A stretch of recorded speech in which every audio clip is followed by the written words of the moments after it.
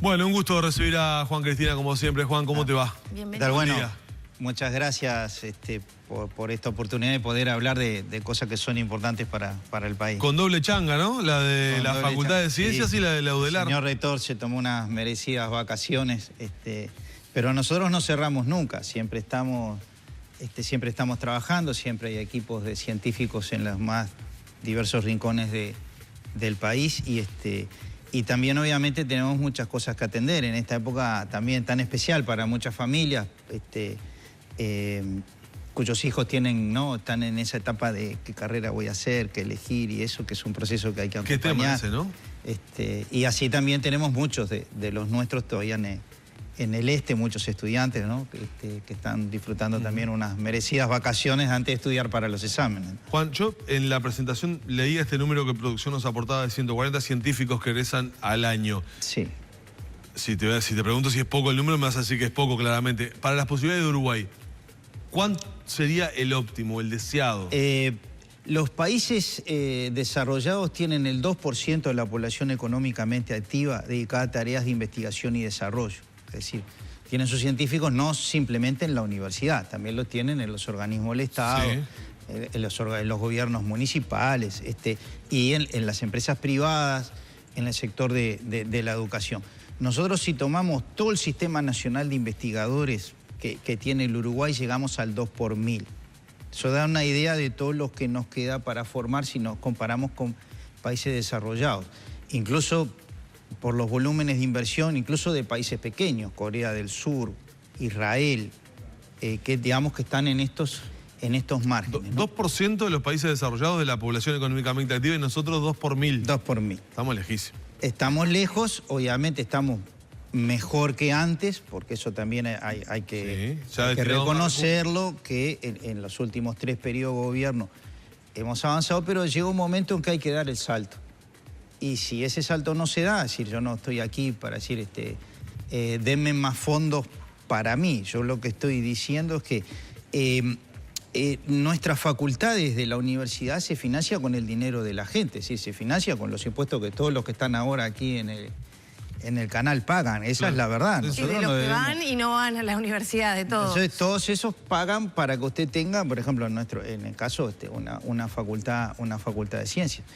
Como muchas veces en la prensa salen artículos que dicen, bueno, pero ¿cuánto sale cada facultad? Y nosotros somos caros. Ahora también somos caros en Alemania, en Estados Unidos, en Japón o en Corea del Sur.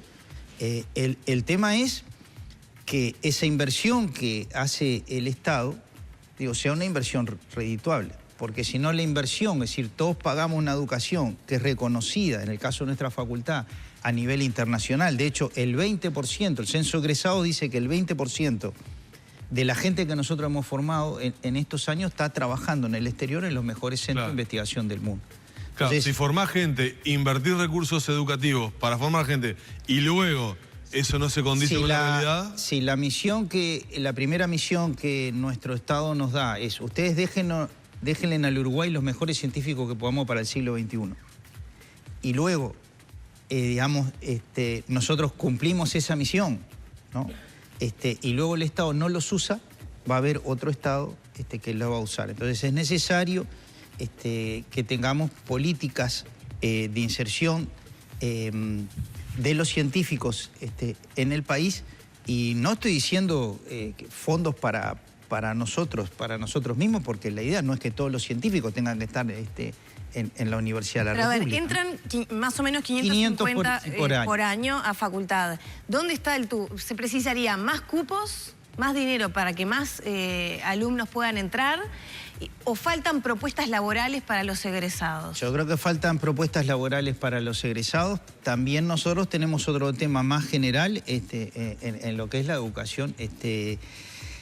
Si nos creemos de que sabemos todo sobre cómo educar estas nuevas generaciones, es que usted no ha pasado por lo que es dirigir la educación. Pensemos que a su vez a nosotros nos falta adaptarnos a esas nuevas generaciones. Nosotros seguimos siendo un país de mi hijo, el doctor. Sí. Ahora, hay un cambio que tenemos que entender entre que mi generación y esta, y le digo porque soy profesor de primer año, hay ha ocurrido un cambio civilizatorio en el mundo, ¿no? Entonces, quizás la caricatura, para decirlo rápido, es entre yo que soy un señor mayor de saco y corbata y tengo una tiza en la mano y un pizarrón negro atrás, y enfrente hay un montón de muchachos y muchachas que tienen un celular en una mano y una computadora en la otra. No sé si se entiende. Sí, claramente. En una sola generación hay un cambio en el cual tenemos que adaptar esa educación. Las nuevas profesiones en el siglo XXI están relacionados con la ciencia y la tecnología. El problema quizás más grande que nosotros tenemos, incluso para nuestro movimiento sindical, es que sabemos que en el 2034 más entre el 65 y el 70% de los trabajos van a estar automatizados. ¿Cómo preparamos a nuestra gente para ese desafío? Tenemos que preparar a la gente para el mundo real, no el que a mí me gustaría. Y dentro de eso, que los ciudadanos tengan una cultura científico-tecnológica es fundamental para tener una ciudadanía plena en el siglo XXI. Quiere decir, y si pensamos que en el sector de la educación, de lo que es ANEP, la inserción de los egresados de Facultad de Ciencias es el 4%. Entonces, yo creo que hay una serie de cambios que se necesitan, políticas que son posibles de realizar, y creo que son importantes para que esa inversión que hemos hecho en esta última década, cuando decimos lo hemos hecho en la facultad, digo, lo han hecho todos ustedes, ¿no? Porque en realidad son los que permiten tener una facultad que forma gente de esa calidad. Y a propósito de esto, Juan, ya que hablas de esa proyección a 2034, por ejemplo, pensando en la automatización del trabajo, ¿cuáles son las carreras del futuro? Las carreras del futuro son las que están vinculadas con la innovación, ¿no? Sí, tenemos un gran sector que por suerte está desarrollado en el Uruguay, que tiene que ver con el desarrollo de la informática, que es uno de los planes, el desarrollo en el sector salud de las nuevas tecnologías que van desde la biología molecular, la bioinformática. El siglo XXI es la unión de la biología y la informática, que tiene unas aplicaciones en el sector salud. No hablemos de lo que es la transformación agropecuaria. Y muchas de las barreras que va a haber para un país pequeño como nosotros son barreras no arancelarias. Las barreras no arancelarias tienen mucho que ver con que aparece un microorganismo, que tener las tecnologías apropiadas. Entonces, en un país de 3 millones de habitantes, cuyo mercado interno es pequeño, evidentemente uno tiene que mirar hacia afuera, ¿no? Y el siglo XXI tiene un segundo nombre que se llama la sociedad del conocimiento, ¿no? Pero a ver, estamos medio mal parados, ¿no? Porque de la educación básica y media, digamos, no se genera la tentación de los alumnos o la predisposición a tener el gusto por la ciencia. Y por otra parte, el mercado laboral aún no reconoce la importancia de estas profesiones.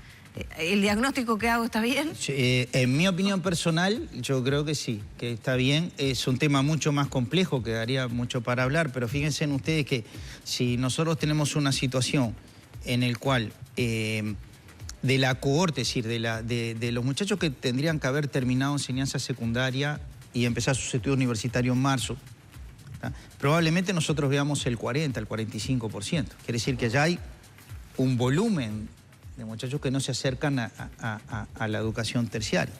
Y si en esa educación terciaria, digamos, en el área científico-tecnológica, porque acá no pensemos solo en las carreras de Facultad de Ciencias, pensemos Facultad de Ingeniería, Facultad de Química, Facultad de Agronomía, Facultad Veterinaria, Arquitectura, todas las carreras que son del área científico-tecnológica, es donde menos inscripciones tenemos. Eso son cuestiones sociológicas, históricas, culturales del país que evidentemente sí, pero no vamos a tener que cambiar por lo que decías.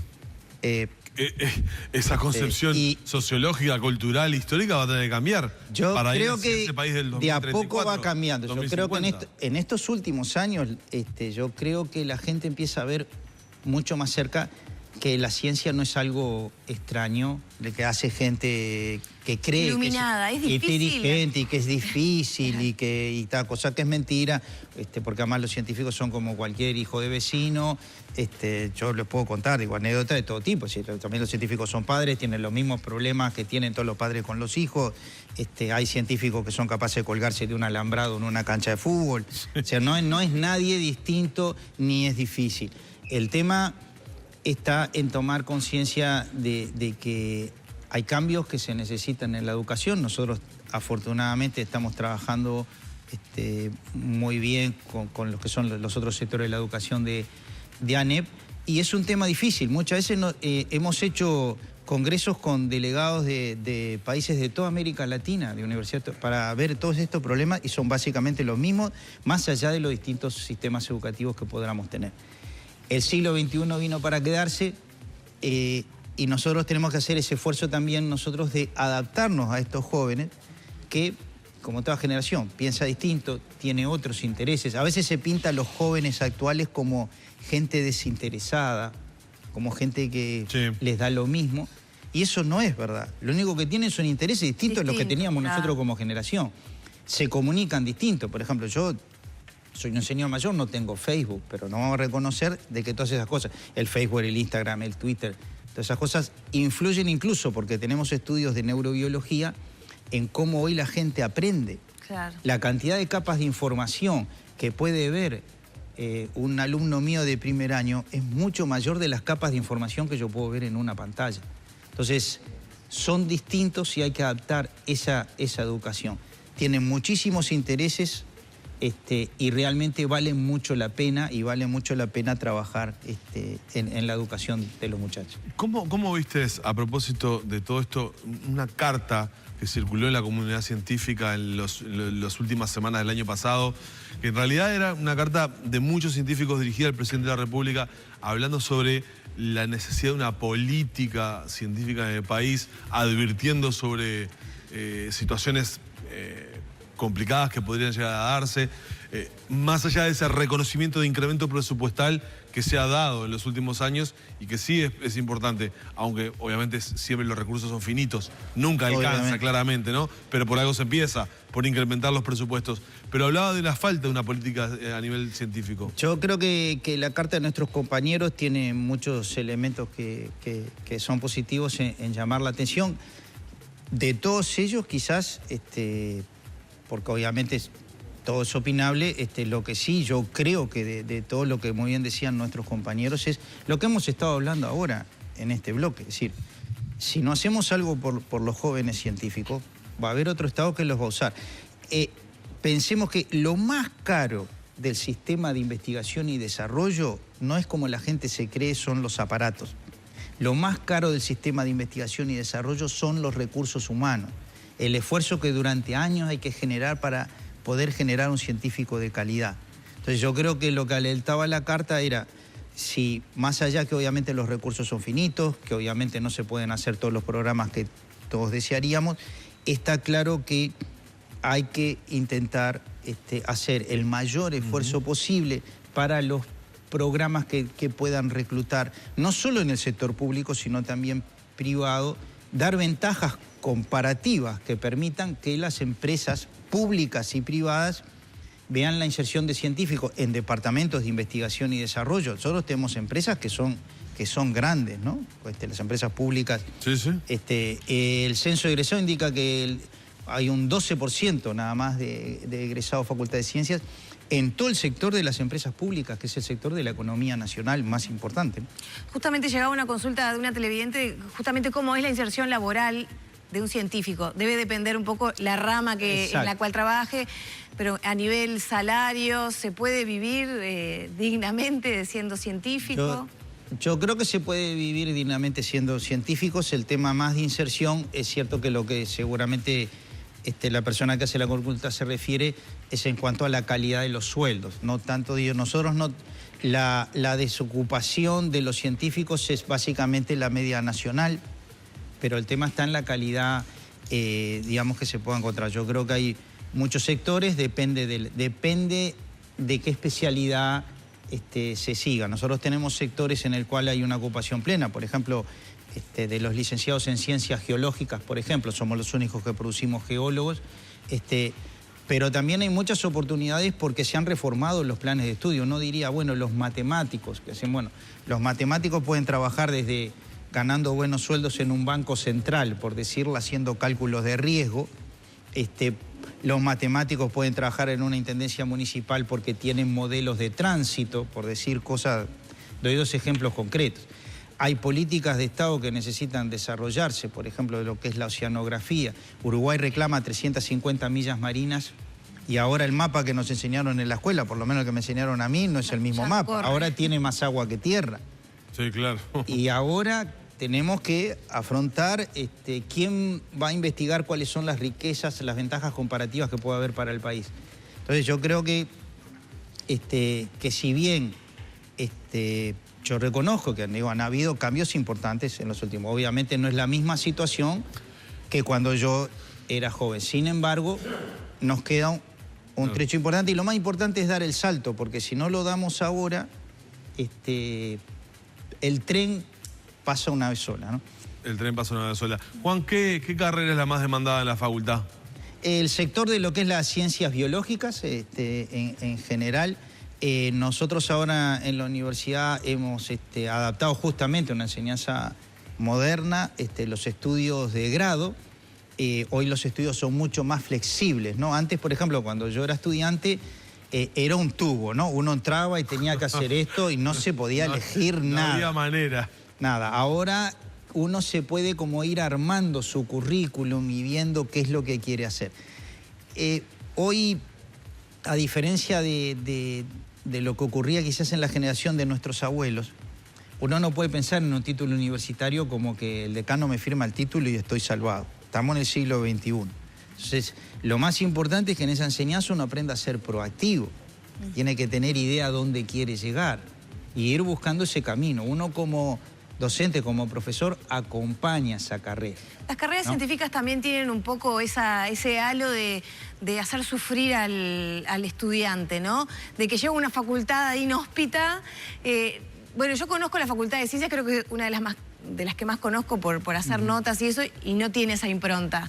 Pero bueno, de la dificultad de pasar las materias, de que nadie me ayuda, un poco, o me equivoco, ¿no? Las carreras científicas no tienen un poco esa dureza. Creo que todas actualmente, en lo que yo decía de lo que es adaptarse a las nuevas generaciones. Es decir, el principal problema que nosotros tenemos en este momento es la bisagra entre el último año de secundaria y el primer año de la universidad. No olvidemos que Uruguay ha cambiado y realmente este es uno de los temas que a mí más me preocupan en el campo de la educación. Cómo no producirle a los jóvenes una frustración, pero tengo que reconocer que también el país en los últimos 30 años ha cambiado. Cuando yo era estudiante, los últimos 2 años de la enseñanza secundaria se llamaban preparatorios. Eso simplemente quería decir, en estos 2 años te vamos a preparar para ir a la universidad.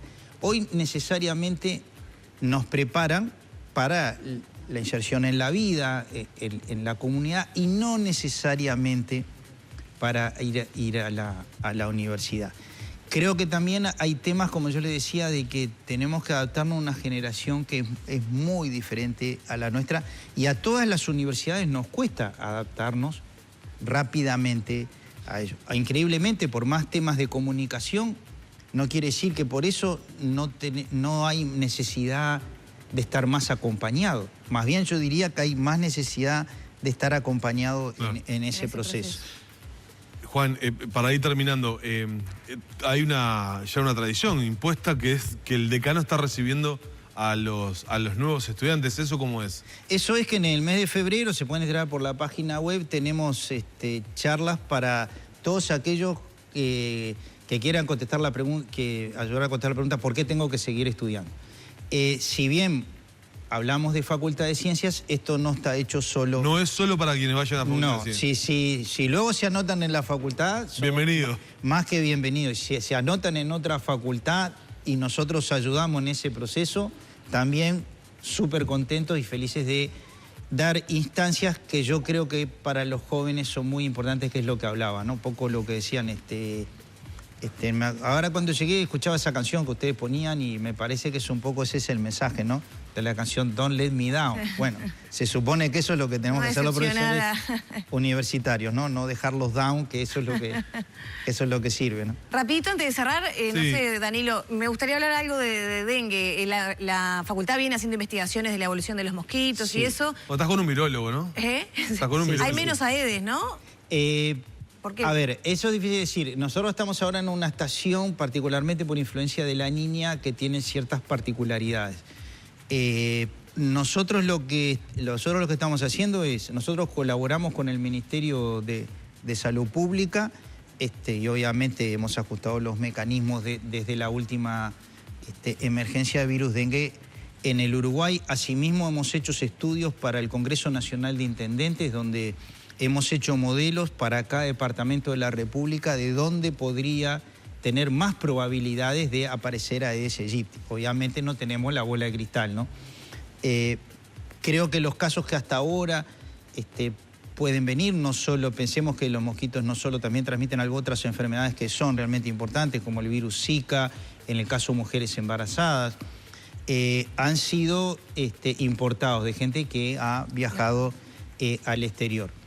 Obviamente nosotros estamos obviamente el Ministerio está muy en alerta en este sentido y el Ministerio cuenta con el respaldo ante una emergencia de virus dengue de varios laboratorios de nuestra universidad. Ustedes están recomendando al que viaja a Brasil vacunarse contra el virus de Zika. No tenemos vacuna todavía contra virus del Zika. Lo que recomiendo es seguir las recomendaciones que ustedes pueden ver en la página web del Ministerio de Salud Pública, a qué lugares se debe ir y en qué condiciones. Si bien la epidemia de Zika tan desafortunada que han tenido nuestros hermanos brasileños, que ha sido terrible, está en baja, obviamente estas cosas no desaparecen. Claro, no desaparecen. Gracias, Juan, por todo eso. No, muchas gracias a ustedes. Muy amable, gracias a ustedes. Cerramos la entrevista por acá con el decano de la Facultad de Ciencias, Juan Cristina.